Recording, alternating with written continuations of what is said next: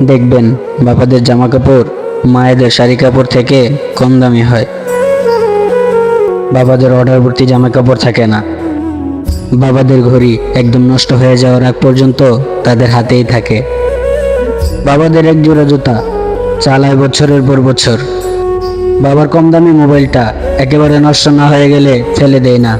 বাবারা রোদ বৃষ্টি মাথায় নিয়ে রোজগার করে একমাত্র তাদের ছেলে মেয়েদের জন্য। সবচেয়ে সস্তা হোটেলে খায়। নিজের জন্য একদম কৃপণ বাবাটা স্ত্রী সন্তানের জন্য অনেক বেহিসাবি। বাবারা একদম বাধ্য না হলে কখনো না করে না। বাবারা ভালোবাসি এই জিনিসটা বলতে জানে না, করতে জানে। পৃথিবীর সব পুরুষ খারাপ, সব জন্মদাতা খারাপ, কিন্তু একটাও খারাপ বাবা নেই।